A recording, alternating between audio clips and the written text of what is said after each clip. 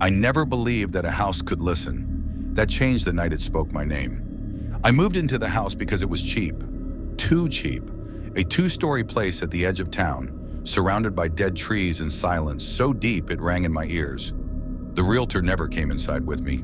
She unlocked the door, handed me the keys, and stayed on the porch like the house was contagious. The first week was quiet, unnaturally quiet. No cars, no dogs, no wind. At night, the silence pressed against my skull until I could hear my own blood moving. On the 8th night, I heard breathing, not mine. It came from the walls.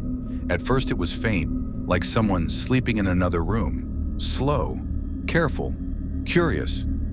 I pressed my ear to the wall, and the breathing stopped instantly. Then a whisper came. "Hello?" It was my voice. I stumbled back, heart pounding. I didn't answer. I didn't sleep. The next night, the whispers multiplied. Different tones, different emotions. Fear, anger, sadness. All of them sounded like me. They repeated things I had said years ago, conversations I had forgotten, thoughts I had never spoken out loud. By the 3rd night, the house started practicing. Me? Michael? It mispronounced my name at first. Each attempt got closer, more accurate, more confident.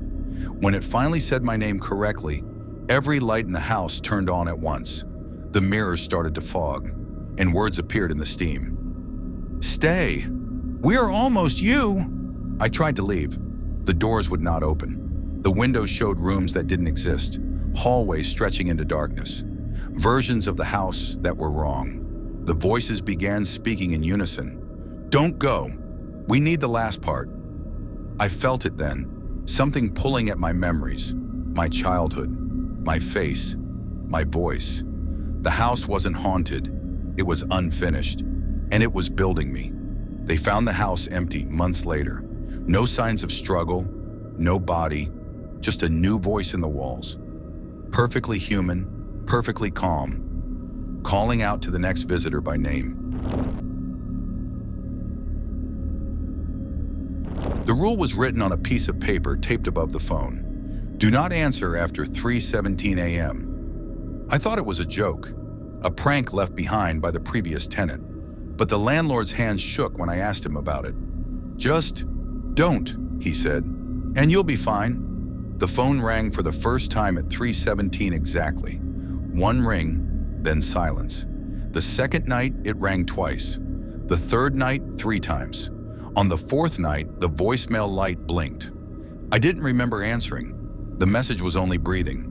Wet, close, patient. By the 7th night, the phone started ringing earlier.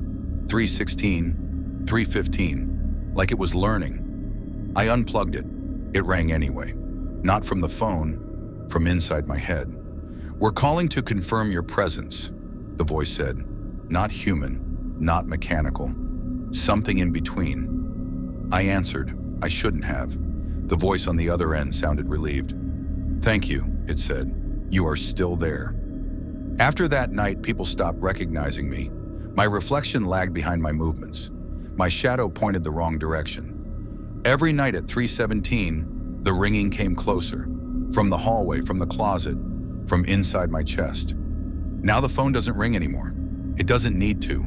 I answer before it calls. Because if I don't, something else will. Some places aren't haunted. They haunt you. This isn't a story about a haunted house. This is a story about a room that wasn't meant to exist. Sound effect, a faint hum, a slow pulse. The story began with a simple report. "My name is Adam. I work as an archivist in an old municipal building, built in the 1960s and never renovated. One gray morning, an unsigned report landed on my desk. A room not listed on the plans exists. Oddly enough, according to all records, the building doesn't even have a basement. I grabbed a flashlight and a copy of the plans. At the end of a deserted corridor, behind a rusty iron door, I found concrete steps leading down. With each step I took, the air grew heavier. Not damp, but a strange feeling that the place was breathing. Down below, there was a white door, cleaner than it should be, newer than it should be. On the door was a small plaque. Room 0, I opened the door. The room was empty. White walls, a single chair in the center. But there was breathing, not mine. On the chair was an old tape recorder. I pressed play. A distorted voice came out.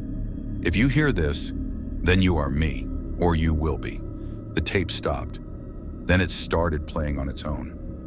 The room doesn't appear on the plans because it isn't always there. I rushed out and closed the door behind me.